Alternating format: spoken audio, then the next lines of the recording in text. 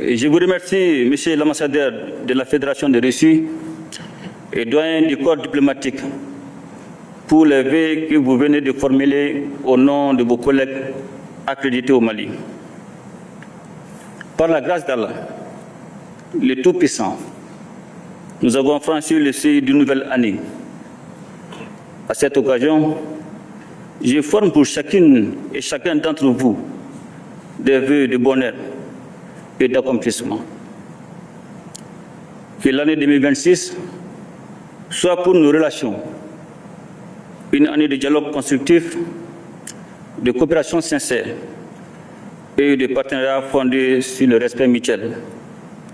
Je voudrais également vous prier de bien vouloir transmettre aux plus hautes autorités de vos pays et institutions respectives mes vœux de santé, de paix et de prospérité.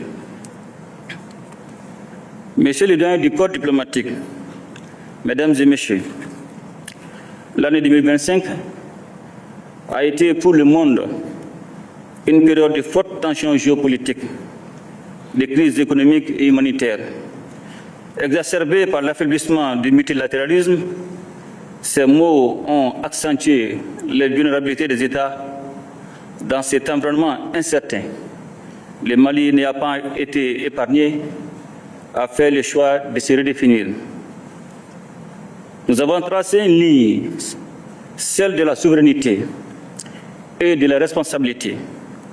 Notre pays a choisi la dignité, le respect, la liberté de ses choix stratégiques et l'indépendance. Cette orientation repose sur une conviction simple. Le Mali est l'ami de tous ceux qui le souhaitent, dans le respect de ses principes, de ses choix stratégiques et de ses intérêts vitaux. Désormais, nos partenariats se construisent sur une base sincère, sans tutelle, sans injonction, sans instrumentalisation. C'est ainsi que nous avons diversifié nos relations de coopération et assumé nos choix. À cet égard, je me félicite des nombreuses accréditations accordées aux ambassadeurs et représentants d'institutions internationales, de même que le renforcement du dialogue politique. Cela traduit l'intérêt renouvelé pour notre pays et pour l'espace confédéral. Le Mali demeure disponible pour entretenir des relations responsables avec les États et les organisations qui respectent notre souveraineté et contribuent de bonne foi à la mise en œuvre des aspirations du vaillant peuple malien. Messieurs les doyens du corps diplomatique, Mesdames et Messieurs, les progrès enregistrés dans le domaine sécuritaire sont le fruit d'un effort national soutenu, fondé sur la montée en puissance de nos forces armées et de sécurité, l'adaptation de nos dispositifs et la détermination de nos combattants. Nous sommes confrontés à une guerre asymétrique, rude, longue et parfois silencieuse, face à laquelle nous réagissons avec responsabilité, tact et discipline. Face à ces défis, nos forces de défense et de sécurité sont résolument engagées à protéger nos populations, à favoriser davantage le retour de l'État et des services sociaux de base sur l'ensemble du territoire national. C'est cela la victoire utile, une victoire en faveur de l'accès à l'école, à la santé, à la justice, à l'activité économique et culturelle, ainsi qu'à la libre circulation des personnes et de leurs biens. En ces instants, ma pensée va à l'endroit de toutes les victimes civiles et militaires tombées sous le coup de la barbarie humaine et j'exprime toute notre compassion aux familles endeuillées et notre solidarité aux blessés. La nation malienne n'oubliera aucun sacrifice. La Confédération de l'Alliance des États du Sahel constitue une réponse endogène, coordonnée et structurée aux défis de l'espace confédéral. Par notre synergie d'action, nous construisons une sécurité collective basée sur la solidarité, la confiance, l'intégration et l'efficacité opérationnelle. L'AIS n'est pas juste un slogan, c'est une réponse sahélienne à des défis sahéliens. C'est aussi une voix crédible et audible de nos peuples sur la scène régionale et internationale. Monsieur le doyen du corps diplomatique, Mesdames et Messieurs, le Mali sait que la sécurité ne se gagne pas seulement sur les champs de bataille, elle se joue aussi dans l'espace communicationnel. La désinformation, la manipulation, les campagnes de dénigrement et d'intimidation médiatique sont devenus des instruments de pression contre les pays de l'AES. Ces actions sont orchestrées par des sponsors étrangers pour affaiblir, briser le moral collectif et fracturer la société. Ainsi, ces campagnes d'intoxication constituent une forme de violence politique, une méthode de soumission et, dans ses effets, une autre face du terrorisme, que j'appelle terrorisme politique. Notre réponse restera ferme et sereine.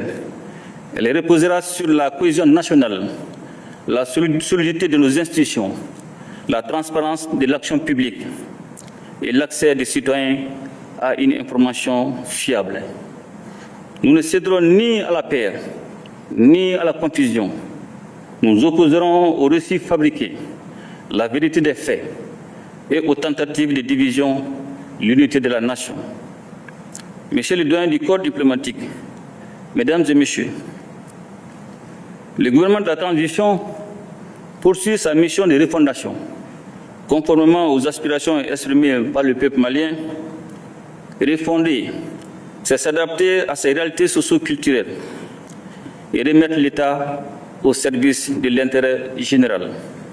Refonder, c'est renforcer la justice, assainir la gouvernance, lutter contre la corruption et restaurer la confiance entre gouvernants et gouvernés. Refonder, c'est aussi moderniser l'administration, sécuriser l'espace économique et construire les conditions d'une vie, d'une stabilité durable.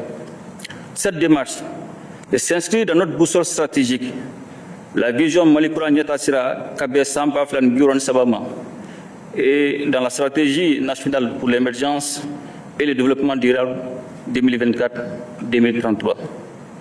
À l'horizon que nous nous sommes fixés, notre ambition est claire. Un Mali réconcilié, stable, juste et prospère. Dans cette perspective, nous accordons une importance particulière au capital humain, à la jeunesse, à l'éducation, à la santé et à la promotion des valeurs. Car la souveraineté ne perdure et ne se promet sans citoyens bien formés, sans cohésion sociale et sans confiance dans l'avenir. À cet effet, avons décrété l'année 2026-2027 comme état l'année de l'éducation et de la culture, afin de valoriser davantage notre patrimoine culturel et garantir la concurrence dans un monde en pleine mutation. Monsieur le doyen du corps diplomatique, Mesdames et Messieurs, sur le plan économique, notre objectif demeure de bâtir des solutions endogènes. Cela exige une meilleure valorisation de nos ressources, une gouvernance transparente dans les secteurs stratégiques et une transformation progressive de notre appareil productif. Dans un contexte marqué par des tensions énergétiques et logistiques, le Mali met l'accent sur l'anticipation, sur la souveraineté énergétique et sur la sécurisation des chaînes d'approvisionnement. Les efforts engagés dans ces domaines se poursuivront avec constance. Nous restons également ouverts aux investissements utiles, créateurs d'emplois, et respectueux de nos règles nationales et porteurs de transfert de compétences. Le Mali accueille les partenaires qui viennent bâtir et non ceux qui viennent dicter et diviser. Il encourage les projets qui renforcent sa souveraineté et non ceux qui entretiennent sa dépendance. Monsieur le doyen du corps diplomatique, Mesdames et Messieurs, le Mali demeure attaché au principe de la Charte des Nations Unies au respect de l'intégrité territoriale des États, à la non-ingérence dans les affaires intérieures des États et au règlement pacifique des différends. Nous restons disponibles pour contribuer à toute initiative sincère, fondée sur l'écoute des peuples et le respect des États. Je salue à cet égard les démarches de dialogue engagées avec plusieurs partenaires, y compris ceux qui souhaitent aujourd'hui refonder les relations avec le Mali sur une base de respect mutuel. Le Mali ne ferme aucune porte. Les principes de base de sa coopération sont dorénavant connus de tous et inscrits en lettres d'or dans sa constitution. Monsieur le doyen du corps diplomatique, mesdames et messieurs, je vous invite donc à renforcer avec nous l'esprit de responsabilité partagée. Le Sahel a besoin de sincérité, de constance et d'action concrète. Il n'a besoin ni d'analyse, ni de recettes toutes faites. Il a besoin de partenaires justes, d'un soutien respectueux et d'une compréhension lucide des causes profondes de l'instabilité. Le Mali, dans toute sa grandeur et sa diversité, poursuivra avec sérénité et détermination son processus de refondation pour le bien-être de ses populations. Nous continuerons à défendre notre territoire, à bâtir un État fort et décomplexé, à protéger notre cohésion sociale. Nous le ferons avec les États de la Confédération AES et les partenaires amis sincères. Je renouvelle mes vœux à chacune et chacun d'entre vous, puisse l'année 2026 être une année de paix, de fraternité entre les peuples et de progrès partagés. Qu'Allah bénisse le Mali et protège les Maliens. Je vous remercie.